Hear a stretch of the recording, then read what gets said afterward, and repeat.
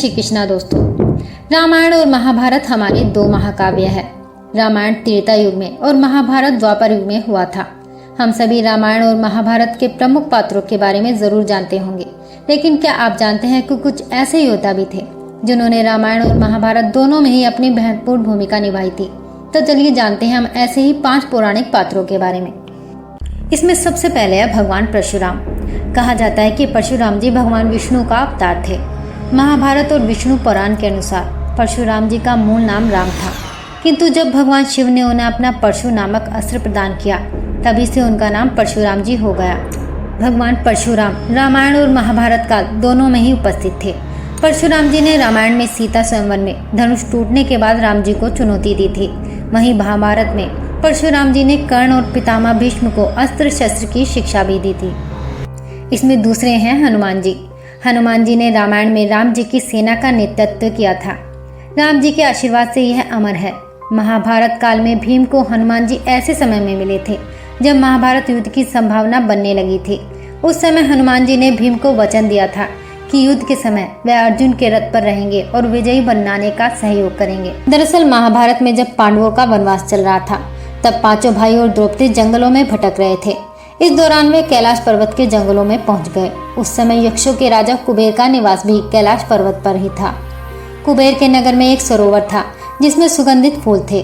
द्रौपदी को उन फूलों की महक आई तो उसने भीम से कहा कि उसे ये फूल चाहिए। भीम द्रौपदी के लिए फूल लाने के लिए चल दिए। रास्ते में भीम ने देखा कि एक वानर रास्ते में पूंछ फैलाकर सो रहा था। किसी जीव को लांघकर आगे बढ़ना मर्यादा के विरुद्ध था, इसलिए भीम ने वानर से कहा, आप अपनी पूंछ हटा लो, मुझे यहाँ से जाना है। बंदर ने नहीं सुना। भीम को क्रोध आ गया। उसने कहा कि तुम जानते हो मैं महाबली भीम हूँ। वानर ने कहा कि इतने शक्तिशाली हो तो तुम खुद ही मेरी पूंछ रास्ते से हटा दो और चले जाओ। भीम पूंछ हटाने के लिए कोशिश करने लगा, लेकिन पूंछ टस से मस नहीं हुई। तब भीम ने हार मान ली। वह वानर से प्रार्थना करने लगा। तब वानर ने अपना असली रूप दिखाया। वह स्वयं पवन पुत्र हनुमान जी थे।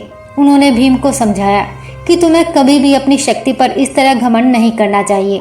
ताकत और विनम्रता ऐसे गुण हैं जो विपरीत स्वभाव के होते हैं, लेकिन अगर ये एक ही स्थान पर आ जाएं तो व्यक्ति महान हो जाता है।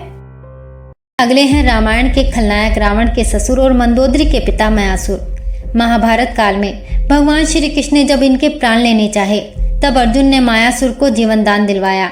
इससे प्रसन्न होकर मायासुर ने खंडवप्रस्थ को इंद्रप्रस्थ बनाने में सहयोग किया और माया भवन बनवाया।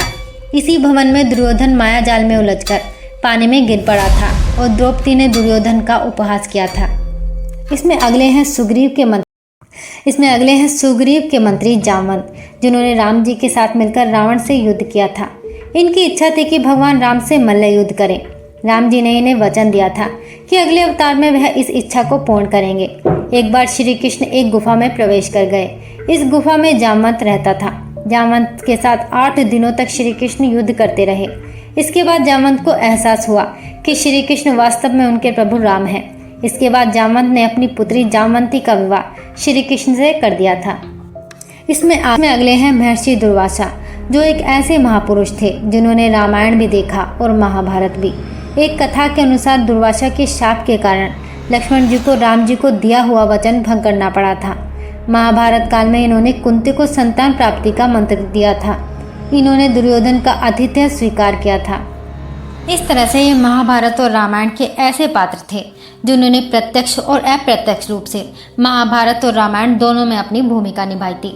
इसी तरह की जानकारी से जुड़ा रहने के लिए चैनल को अभी सब्सक्राइब करें। वीडियो अच्छी लगी हो तो लाइक करें। अब हम मिलेंगे आपको अपने अगले वीडियो में। तब तक अपना ख्याल रखें। जय श्री कृष्णा।